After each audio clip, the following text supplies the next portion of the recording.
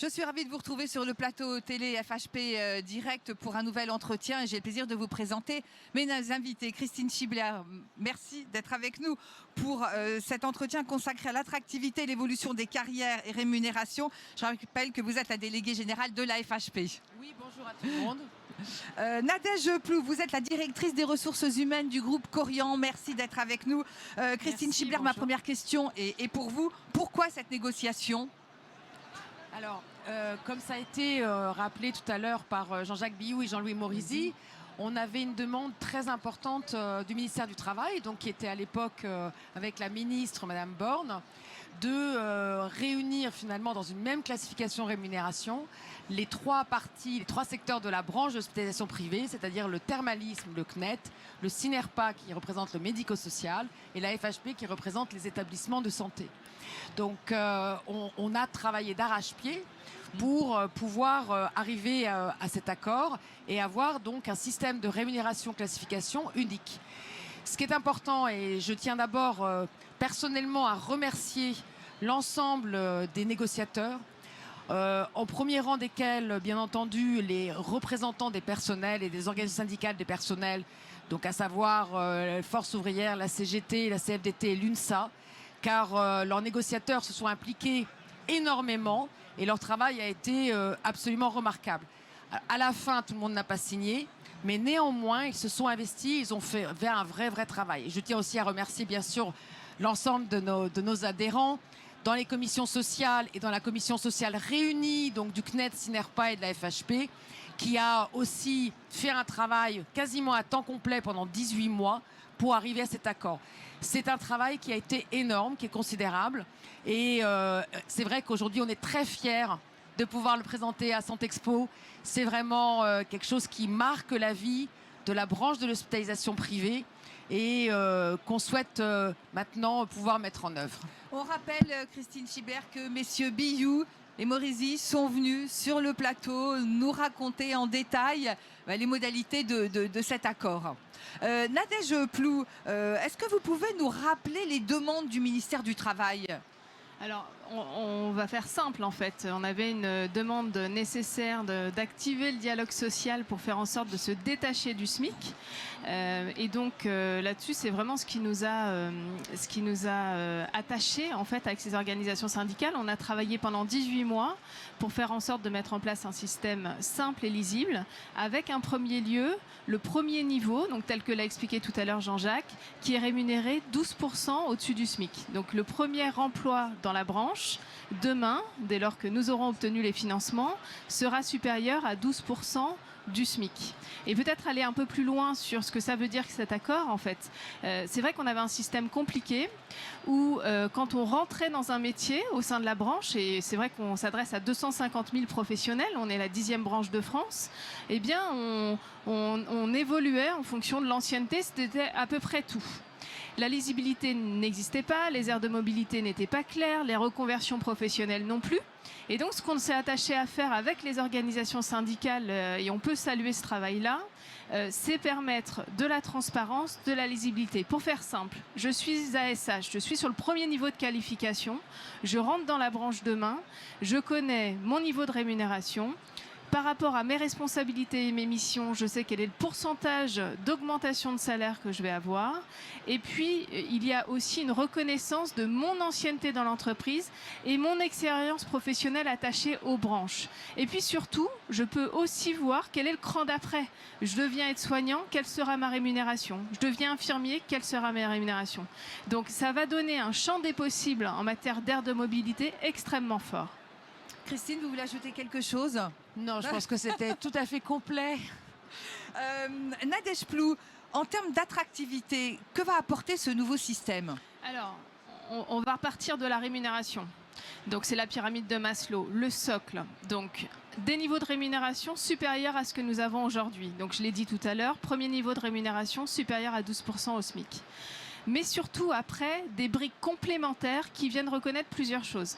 La première brique, quelle que soit la fonction, et donc tout à l'heure Jean-Jacques et Jean-Louis nous ont dit que nous avions 30 emplois repères, et puis des emplois rattachés pour ces 250 000 professionnels. La première brique, c'est celle de reconnaissance de l'expérience. C'est-à-dire que j'évolue dans la branche, quel que soit mon attachement à l'employeur, j'ai un pourcentage automatique d'augmentation de mon salaire d'une année sur l'autre. Ça, c'est le premier point. Le deuxième point, et ça c'était très important pour nous, c'est l'attachement cette fois-ci au groupe ou à l'entreprise. C'est l'ancienneté professionnelle. Ce qui est important pour nous, c'est d'avoir des professionnels fidèles dans nos structures. Et ça, c'est récompensé en termes de pourcentage d'augmentation.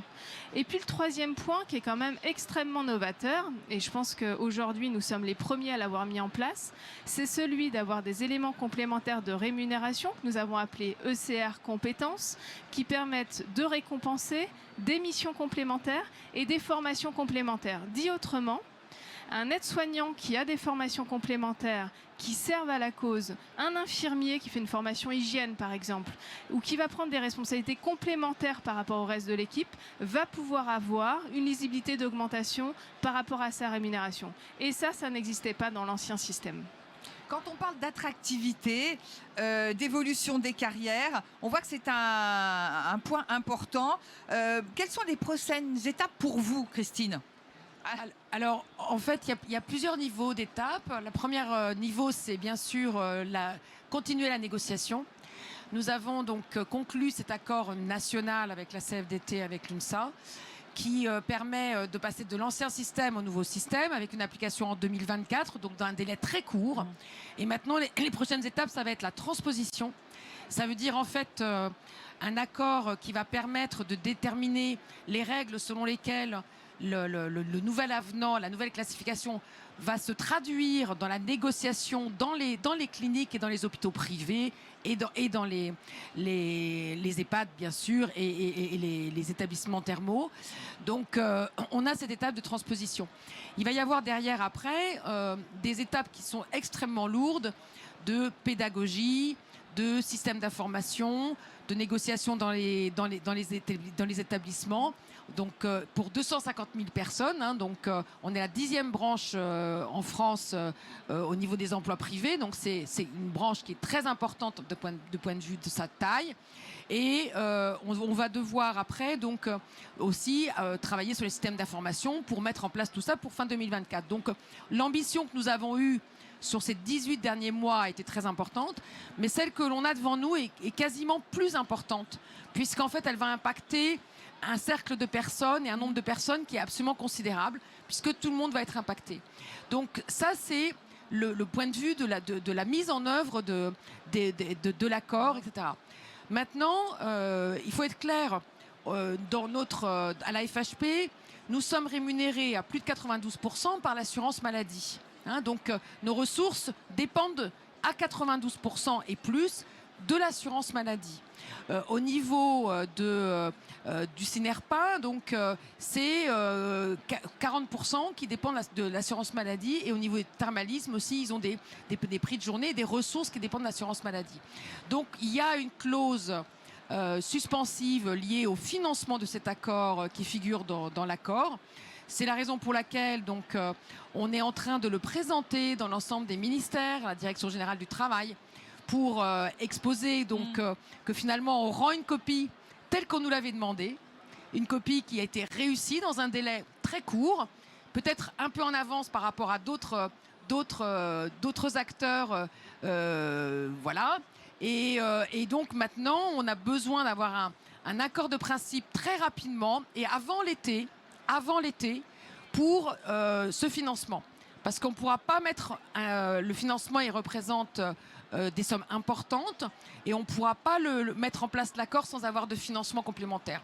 Alors je tiens à dire qu'on a quand même fait attention dans le cadre de cette négociation à ne pas être inflationniste, à avoir une approche qui soit très raisonnable, parce qu'on est responsable et on sait très bien qu'il y a des contraintes budgétaires. On le sait très bien, donc on n'a pas fait l'autruche, on a fait des choses qui étaient possibles et raisonnables pour des personnels qui font le même travail, qui exercent les mêmes missions auprès des mêmes patients, auprès des mêmes résidents que dans les autres secteurs, et qui pourtant, il faut le savoir, sont payés moins que dans les établissements publics.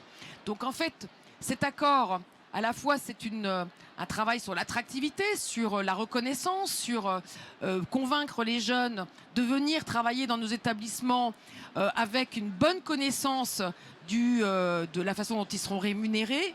Mais c'est aussi un accord qui a vocation à pouvoir fluidifier les parcours professionnels entre le sanitaire, le médico-social, le thermalisme.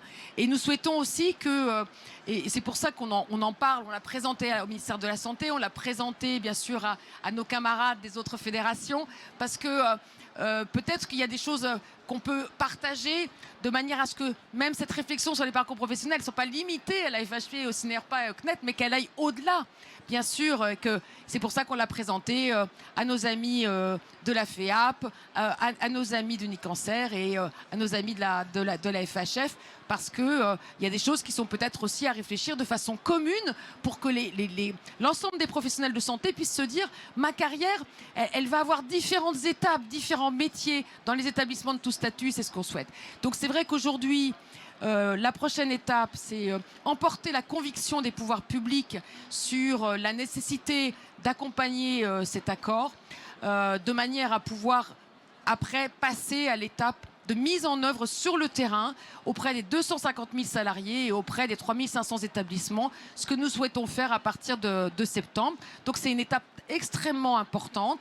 On est très motivé pour le faire parce qu'on est convaincu que par rapport au plan emploi et santé qui est en train d'être travaillé, notamment chez Madame la Première ministre, ça sera une pierre qui va permettre d'être dans le bon sens pour s'adapter aux enjeux d'attractivité aujourd'hui en termes de ressources humaines qui ne sont pas du tout les mêmes que ceux qu'on connaît il y a 10 ans et encore que ceux qu'on connaissait avant le Covid.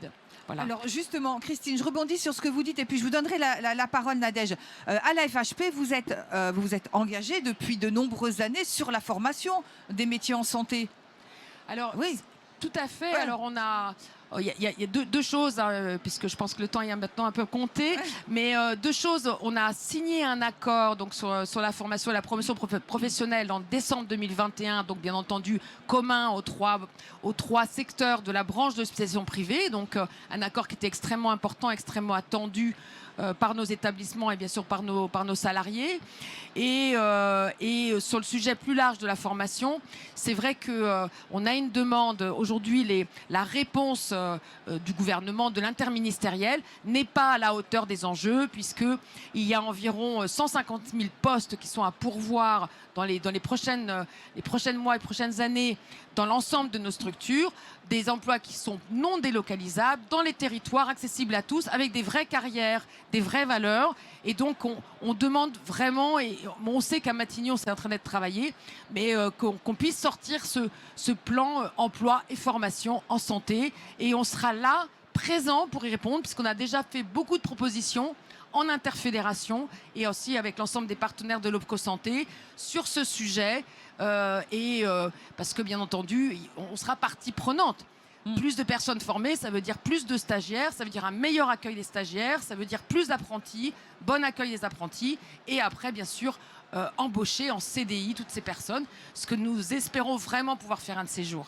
Nadège, je disais, vous êtes la directrice des ressources humaines du groupe Corian, ce que rappelait Christine Schibler, attractivité, et puis aussi fidéliser les salariés, et puis pourquoi pas tenter ceux qui sont en reconversion professionnelle. Exactement. Alors au niveau et puis pour faire court, puisque je crois que le temps est effectivement compté, mais au niveau de nos différentes structures, nous avons déjà mis en place un certain nombre de choses en matière de reconversion. La nouvelle loi sur les retraites va nous inviter effectivement à penser aussi le modèle un peu différemment, puisque ces parcours professionnels vont être plus longs. Et donc comment ce que nous avons fait avec certains acteurs qui viennent d'autres secteurs pour prendre en charge des professionnels qui n'étaient pas dans la santé et qui aujourd'hui sont aides-soignants dans nos structures, comment faire en sorte de déployer ce champ des possibles. Et je pense que cet avenant 33, parce qu'il porte ce nom, va nous permettre sur les classifications et rémunérations, va donner à voir en termes de rémunération et d'évolution professionnelle et forcément convaincre davantage des personnes qui viennent d'autres secteurs d'activité. Mais pour tout ça, effectivement, nous avons besoin de financement complémentaire. Je pense que Christine a été très claire sur le sujet. Et donc, c'est ce que nous attendons dans les prochaines semaines. Eh bien, écoutez, ce sera le mot de la fin. Merci à vous d'être venu sur le plateau. Merci à vous. Quant à moi, je vous remercie de nous avoir suivis. Restez avec nous, d'autres entretiens suivent.